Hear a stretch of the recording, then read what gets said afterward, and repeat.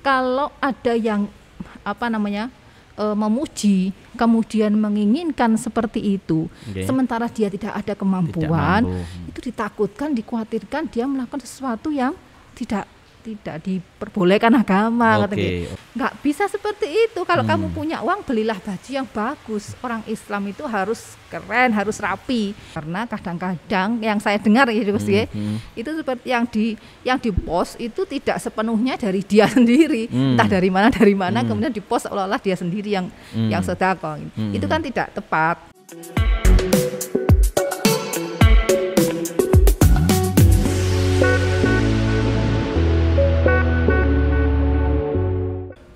Assalamualaikum warahmatullahi wabarakatuh. Waalaikumsalam. Selamat datang kembali di podcast Dunia Santri, solusi dari santri untuk negeri. Alhamdulillah pada kesempatan sore ini kita kedatangan tamu istimewa, yaitu Ning Raudhah Quds. Gimana kabarnya, Ning? Alhamdulillah. Mohon maaf Ning ganggu waktunya ini. Terima kasih atas waktunya sudah meluangkan. Terus gini Ning, jadi akhir-akhir ini karena memang ada media sosial ya, jadi setiap orang secara bebas boleh mengekspresikan gayanya. Itu ada fenomena baru Ning, yang dalam istilah Prof. Renal Kasali lah, itu beliau menyebutnya dengan istilah flexing Ning. Jadi flexing ini menurut salah satu istilah dalam dunia ekonomi itu merupakan lingkup marketing dan investasi Ning. Jadi istilah ini digunakan untuk menyebut perilaku memamerkan kekayaan dengan tujuan tertentu. Kita ingat beberapa tahun yang lalu ada, mohon maaf nih menyebut merek, salah satu grup umroh ya, yang dia memamerkan kekayaannya, ternyata umrohnya itu tipu-tipu nih. Kemudian ditutup oleh pemerintah. Dan akhir-akhir ini juga sama nih, ada beberapa nama yang terseret karena dalam tanda kutip flexing, memamerkan kekayaannya. Dia kemudian ternyata melakukan bisnis yang dalam tanda kutip tidak normal ya. Kemudian kemarin sudah ditangkap oleh polisi, ada 2 gitu Neng, dengan memamerkan. Gimana sih Neng sebenarnya menurut Islam itu, bagaimana sih sebenarnya memamerkan kekayaan itu seperti apa itu dalam agama Islam Neng? Terima kasih atas kesempatannya Gus Hamid. Pertama kali ini saya mendapatkan tawaran seperti ini. Santai. Waktu pertama kali saya dengar kata flexing itu sebenarnya saya awam banget. Apa ini flexing? Kemudian saya ngobrol-ngobrol dengan saudara-saudara. Flexing itu sederhananya memamerkan kekayaan. Betul. Nah, akun medsos itu menurut saya kan memang kebebasan bagi si pemilik akun untuk memposting apapun. Tetapi apakah postingannya itu niatnya untuk bermanfaat untuk orang lain atau enggak? Nah, itu belum tentu kan ngaten. Apakah dia ingin memposting sesuatu itu untuk keinginannya sendiri, kesenangannya sendiri, atau memang dia punya niat untuk memberi manfaat kepada orang lain. Dan saya tidak bisa menggeneralisir semua yang memposting sesuatu itu tujuannya untuk itu, tidak bisa. Tetapi kalau saya lihat akhir-akhir ini ternyata kemudian ada efek yang penipuan dan seterusnya, itu kok cukup mengkhawatirkan, cukup mengkhawatirkan. Jadi kalau yang saya baca, yang sering saya dengar itu medsos itu kan seperti pisau, bermata 2. Jadi kalau kita gunakan di dapur ya tentu bermanfaat. Kalau kita gunakan untuk menyakiti orang ya tentu madorot. Jadi tinggal bagaimana kita mempergunakan akun medsos kita itu untuk sesuatu yang tidak hanya kesenangan kita tapi juga memberi manfaat. Dan kalau soal memamerkan kekayaan, kalau ada orang yang mengatakan ini kan hak saya, akun-akun saya, kenapa follow saya? Kenapa follow saya? Kalau kemudian Anda follow saya, kemudian Anda kepengen kemudian melakukan sesuatu yang di luar kemampuan Anda, itu urusan Anda kan ngoten. Tapi kalau menurut saya Gus, itu kayaknya tidak tepat ngoten. Karena apalagi kalau seorang figur yang mempunyai follower banyak, itu idealnya menurut saya itu mempunyai sesuatu yang apa ya, yang membuat followernya itu ya mau follow, mengikuti. Kalau dia nopo, saya kira semua tahu nggih, kalau barang-barang mewah, barang-barang bagus, betul, itu nggak ada yang nggak suka lah, nggak ada yang nggak mau, nggak ada yang nggak suka. Tetapi apakah kita semua yang followernya itu punya kemampuan untuk itu, apakah apa enggak? Betul.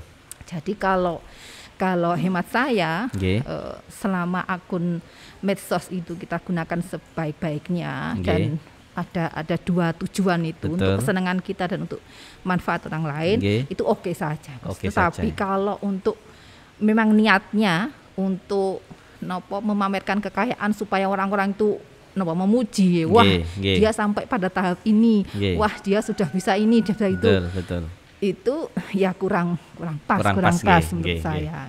Kemudian di dalam Islam kan ada teori riya ya Ning ya. Bagaimana orang itu memamerkan ibadahnya dengan tujuan agar dipuji oleh orang lain. Kayaknya hampir mirip gitu ya Ning ya.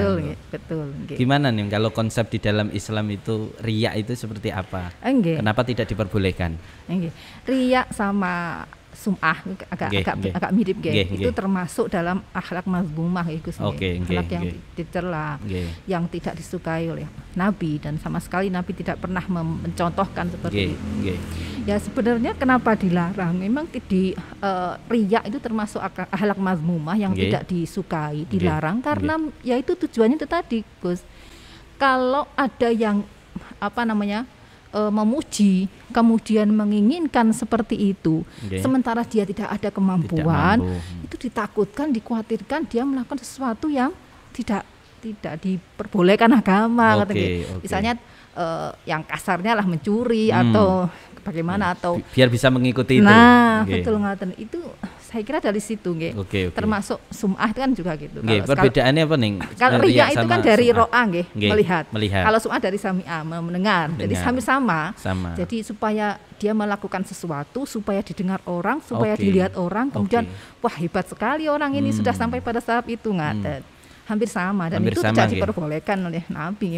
Ada. Ini masalah Nening akhir-akhir ini ya, mohon maaf, termasuk autokritik kita ya para santri, Neng, Gus, Kiai, Bunyai, ngapunten, ibadah seumpama ya di Mekah lah seumpama, itu terkadang malah selfie di depan Ka'bah. Padahal di sini mohon maaf makan aja sudah bisa makan luar biasa. Itu lihat itu rasanya di hati itu tersayat-sayat.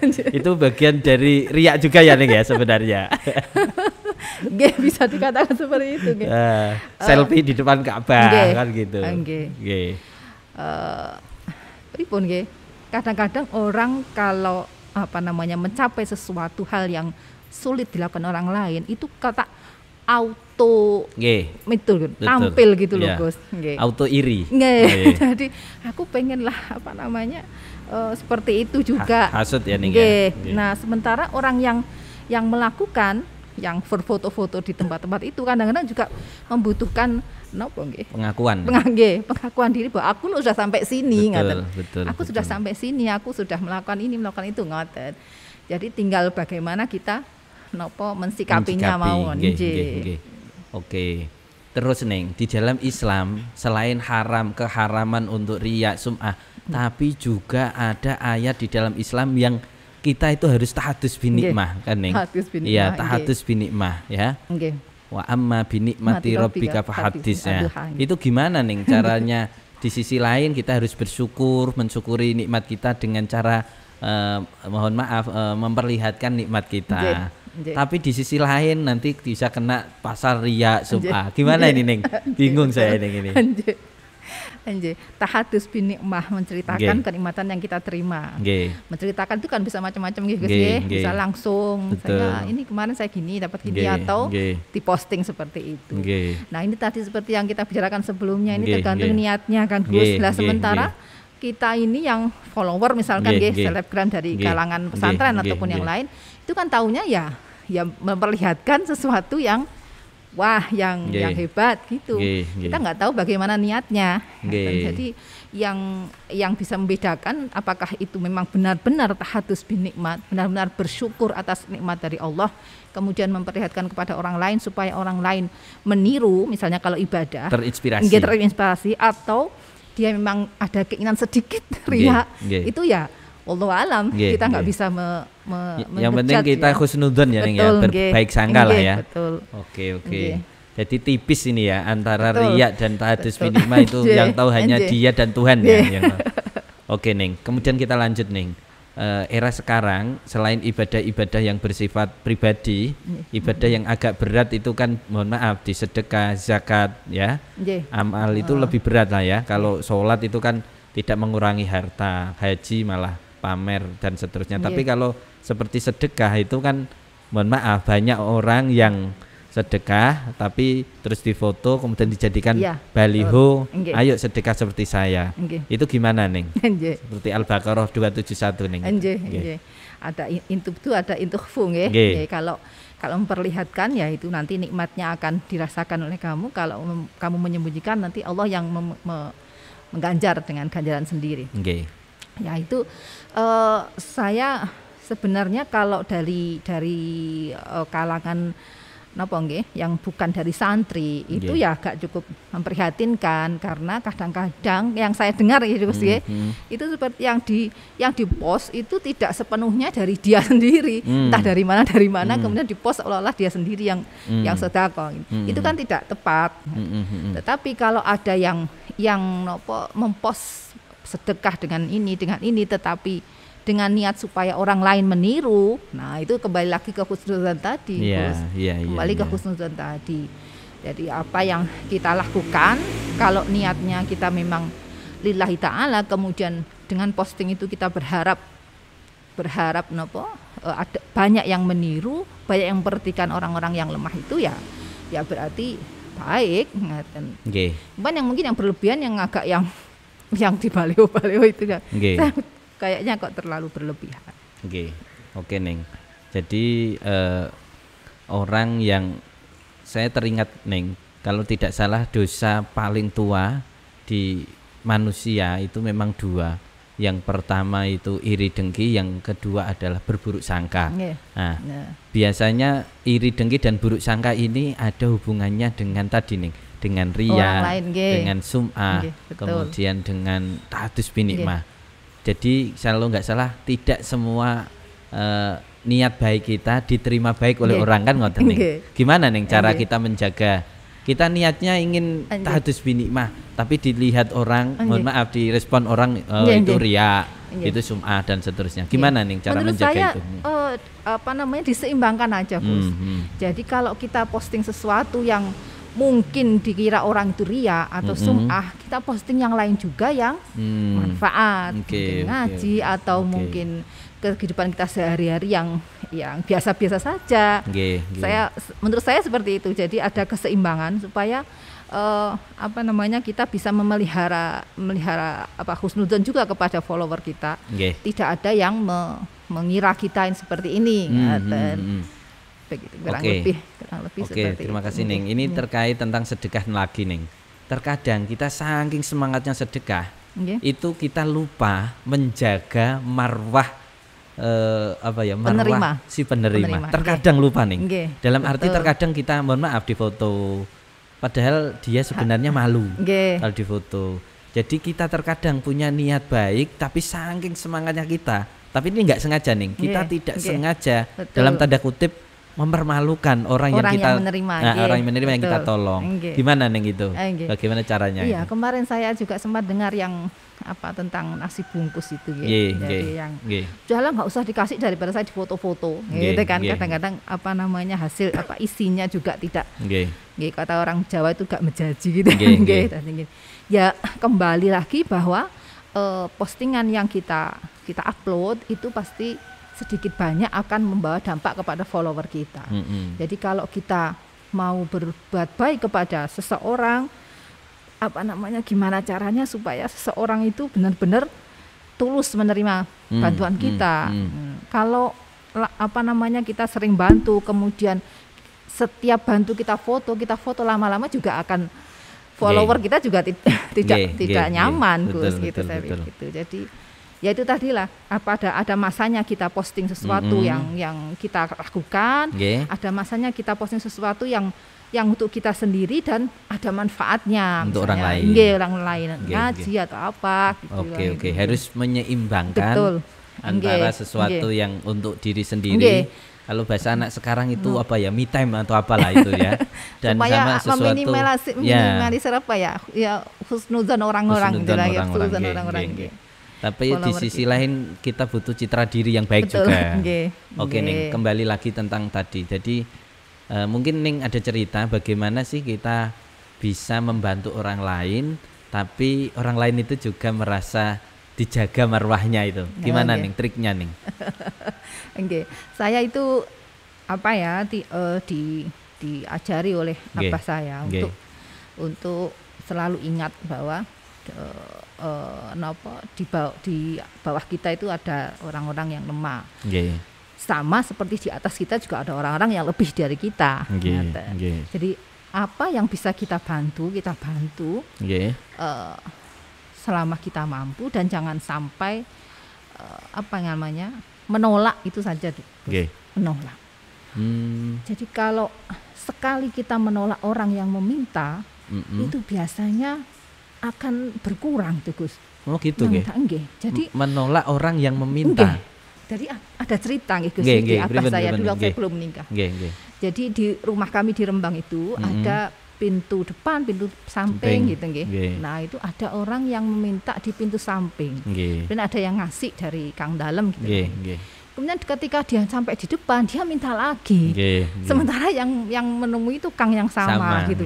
Lu kan mau sampun gitu kan nggih. Ditukani sama abah. Kalau dia masih minta, berarti dia masih butuh. Jangan ditolak. Kalau kamu punya, berikan. Itu juga saya pelajari. Saya pelajari di sini ketika saya sudah berumah tangga.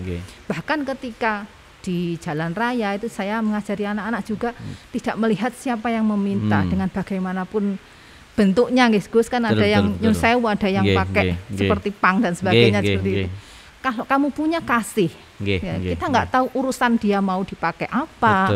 Itu urusan dia dengan Allah. Yang pentingnya sedekah. Nah seperti itu kok saya rasakan ya tidak banyak, tidak berkurang kan, Gus. Tapi ketika kita menolak itu kok seperti kok ada banyak ya yang datang kayak gitu. Jadi ada itu pesan yang saya bawa sampai sekarang, dan itu saya ingat-ingat sekali. Ternyata saya lupa pesannya apa gitu. Jadi kadang-kadang malah suami yang ingatkan, jangan, tadi kan sudah, saya otomatis begitu nggak.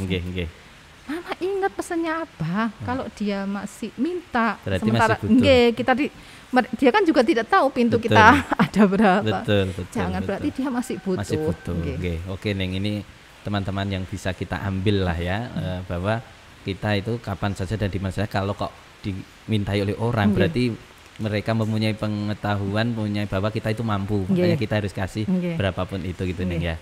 Nah, saya jadi teringat sebuah cerita, Neng. Jadi kebetulan ini cerita teman saya sebelum Ramadan, sebelum Lebaran, Neng. Ini kan kita sebentar lagi Ramadan. Jadi sebenarnya di tetangga rumah teman saya itu ada satu keluarga, kepala keluarga, anak dan istrinya lagi kekurangan uang, Neng, untuk Ramadan, untuk Lebaran Idul Fitri. Cuman ini bapak ini mikir gimana caranya membantu tapi tanpa ini, Neng, tanpa membuat malu. Kemudian beliau ibarat orang itu sidak di lokasi, ternyata di depan rumah tetangganya itu ada pohon pisang. Nah, jadi sebenarnya mau ngasih uang, tapi caranya biar berwibawa gitu. Kemudian teman saya ini abahnya sidak ke rumahnya, terus lihat ada pisang, terus bilang, sebut saja Kang Paijon.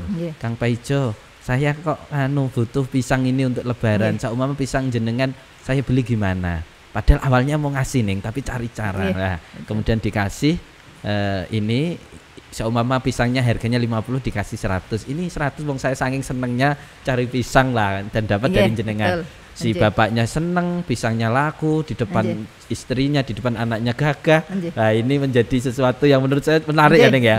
Jadi kita terkadang semangat untuk memberikan tapi terkadang lupa dengan cara si penerimanya. Bahasanya kurang memperlakukan kurang baik sama penerima itu Neng itu. Terus kemudian selanjutnya Neng, menurut jenengan batasan-batasan apa sih yang kita boleh bahasanya tahadus binikmah, mana yang tidak boleh, itu batasannya menurut jenengan di mana Ning? Nabi itu kan salah satu akhlak beliau adalah atau tugas beliau itu ada dakwah gitu dakwah mengajak. Nah, tahadus binikmah itu kalau kita niati benar itu bisa jadi dakwah Gus. Jadi kita misalkan kita ziarah ngeten nggih. Ziarah itu kan sebenarnya tidak semua orang bisa karena butuh dana, butuh biaya. Betul. Tapi ketika kita posting kemudian kita berharap orang-orang mengikuti kebiasaan baik ini, ya itu tahadus binikmah yang ada manfaatnya, yang termasuk dakwah. Jadi saya pikir batasannya seperti itu, bukan kemudian yang sesuatu yang bermewah-mewah. Seperti saya bisa lo beli sepatu ini, bisa beli tas ini, itu sama kayak kalau menurut saya bukan tahadus binikmah. Atau katakanlah kita posting anak kita prestasi misalnya hafal juz 30 misalnya. Nah itu kalau kita memang niatnya tahadus binikmah kan semakin banyak anak-anak yang bisa membaca Quran dengan baik, bahkan menghafal itu kan bagus gitu, dakwah juga gitu Gus. Jadi saya pikir menurut saya batasannya ya itu, apakah kita postingan kita itu bisa mengajak orang lain, tahadus binikmah tapi bisa mengajak orang lain atau tidak mengajak orang lain dalam kebaikan lah ya Neng. Menginspirasi. Kan tadi di tipis ya antara riya dan tahadus binikmah itu kan niat ya. Sedangkan kan innamal a'malu binniyat. Niatnya itu pun juga tempatnya di dalam hati. Yang tahu. Nah, ini berat menurut saya ini Neng. Berat, tapi yang penting itu niat kita baik. Kemudian siapa tahu bisa menginspirasi orang lain gitu Neng ya. Jadi gitu teman-teman. Jadi ini agak rumit ini flexing. Apalagi ini kan Gus, zaman akhir ini kan banyak coba banyak ujian banyak gangguan. Jadi kadang-kadang kita niatnya sudah benar, ada aja yang mungkin membelokkan. Mungkin kita lihat postingan kita hampir sama ya dengan postingan si ini ya gitu. Apa yang kurang dari saya dan seterusnya kayak gitu itu bisa jadi membelokkan niat kita. Nah, itu memang yang harus kita latih terus itu. Harus dilatih ya niat, menata niat ini harus dilatih. Karena niat ini adalah hampir sebagian dari ibadah itu semuanya berhubungan dengan niat ya Ning ya. Jadi niat itu semua, kalau niat kita baik dan kita lakukan dapat pahala.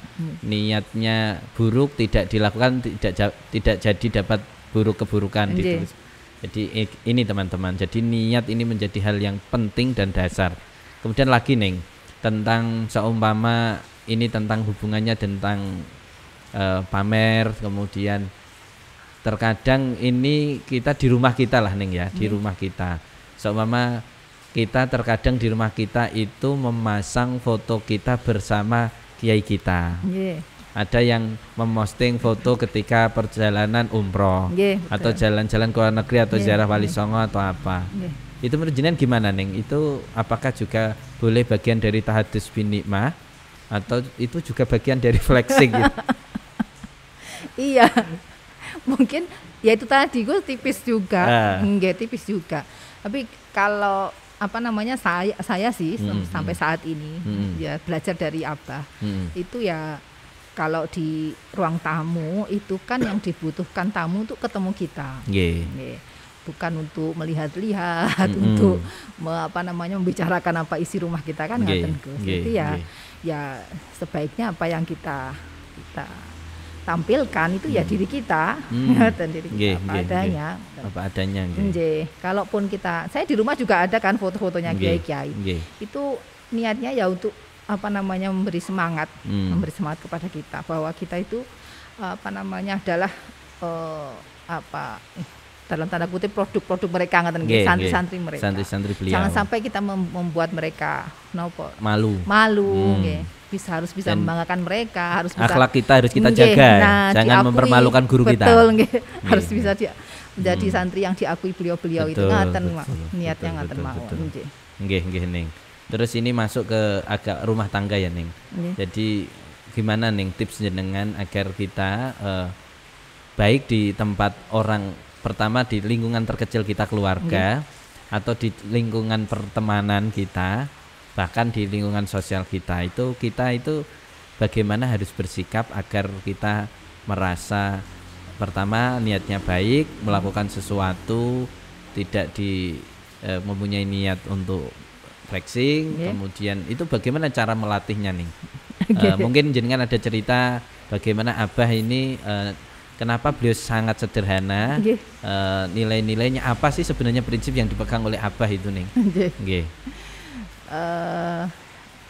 Begini Gus kan cerita aja sedikit Abah saya itu rumahnya dari dulu itu ketika pertama kali kita pindah di situ sampai sekarang itu depannya itu kan seperti itu baru direnovasi 2 kali itu aja di belakang. Jadi yang depan itu benar-benar dibuat los seperti ini, seperti ruangan ini, tidak ada kursi, tidak ada meja, hanya karpet saja, benar-benar difungsikan sebagai ruang untuk menerima tamu sebanyak apapun di luar masa pandemi sekarang Nah, itu yang saya pelajari Jadi Abah itu jarang menyampaikan ini loh begini loh jarang, tapi beliau memperlihatkan, memberikan contoh. Memberikan contoh. Jadi beliau itu yang akhir-akhir ini sering beliau sampaikan, orang itu bisa jadi tokoh, bisa dihormati orang. Itu tidak harus orang kaya, orang pangkat, menteri, nggak harus santri juga bisa.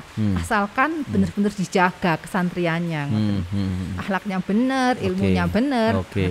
Nanti akan datang sendiri kok, rezeki nggak usah dicari, akan sendiri kan. Kemarin ada ceritanya kan pas beliau kebetulan ada yang menyediakan hotel yang bagus seperti itu kan. Loh ini nggak harus kaya, Abah itu kan nggak kaya tapi bisa ke sini gitu. Jadi selama ini kami tidak pernah Gus, kalau merasa kekurangan itu kok enggak. Tapi kalau dilihat dari foto-foto masa kecil saya, menyenangkan mungkin lihat itu rumah kita itu kosong seperti lapangan bola. Ibu saya bilang gitu. Oh my, awak dewi koyo lapangan bola ya, saking nggak ada, saking luasnya, kemudian nggak ada barang-barang baru kemudian sedikit-sedikit seperti itulah biasa Jadi tapi kami tidak pernah itu merasakan kurang, kemudian tidak bisa makan, nggak pernah gitu. Dan ketika ada saudara atau teman sekolah yang mempunyai baju atau sepatu apalah barang-barang yang bagus itu kita juga tidak kepengen kemudian sampai merewel juga enggak gitu. Jadi biasa. Jadi Abah tuh bilang yang penting itu cukup. Merasa cukup. Berarti merasa istilah cukup. Laisal ginaan kasrotil arodi walakinnal gina nafsi itu benar ya Neng ya. Betul. Cukup. Jadi berapa banyak pun uang yang kamu bawa, yang kamu punya, kalau kamu tidak merasa cukup ya nggak akan cukup. Tetap kurang terus. Tetapi ketika kamu misalkan di dompet katakanlah nggak ada, hanya 1 lembar 1.000, tapi kamu cukup, kamu bisa makan, bisa sekolah, bisa ngaji, itu berarti kamu cukup. Ngoten apa seperti itu. Nah itu jadi berat itu. Berat betul. Saya sendiri juga sama anak-anak kan sering saya itu sebenarnya ada semacam kekompakan sama suami itu untuk ngajari anak-anak supaya tidak gampang meminta sesuatu dan harus dituruti. Karena ya kadang-kadang suami saya itu menceritakan dulu itu abunya begini, mama begini, jadi tidak semua keinginan dituruti, jadi kita bisa nahan. Nah, zaman sekarang itu kadang-kadang kita malah tergoda sendiri Gus untuk loh kan aku ada, anaknya minta mainan cuma 5.000 nggak dikasih, seperti itu. Jadi memang parenting zaman sekarang ini benar-benar orang tuanya Gus yang harus lebih banyak belajar. Setelah memberikan pendidikan, mungkin menurunkan pendidikan dari ayahnya kepada anak, juga harus ini memperkuat mental menjadi orang tua zaman sekarang nih Gus. Karena ya itu kalau sekali anak minta dituruti, dia pasti akan seperti itu. Sementara orang tua kan tidak selalu ada. Nah itu juga jadi makanya saya juga ingat-ingat itu ketika dulu sama abah sama ibu itu kalau minta sesuatu ya nanti itu dia juga nggak rewel kapan gitu juga enggak gitu. Nggak sampai meronta-ronta. Betul gitu. Jadi ada kenapa kebiasaan yang dibangun oleh abah dan ibu saya bahwa yang penting kita itu sama-sama, kita masih bisa makan, kita bisa berteduh, itu kita kaya cukup ngaten nggih. Dia merasa senang cukup dan bersyukur gitu. Tantangannya sekarang ya memang orang tua sekarang ini. Betul. Karena media sosial, karena tetangga sebelah itu yang membuat kita itu awalnya merasa cukup terus jadinya kurang gitu. Nggih bisa jadi ngaten nggih. Terus sama ini Neng, jadi mungkin kan kayak saya seorang ayah dengan 3 anak, jenengan juga. Nah, itu bagaimana cara kita ya biar tidak dalam tanda kutip tips agar tidak membandingkan anak-anak kita dengan satu dengan yang lain. Gimana nih? Betul, ini kadang-kadang saya juga ngomong aja ini kok susah. Jadi ya kebetulan 3 anak saya laki-laki semua, tetapi berbeda-beda.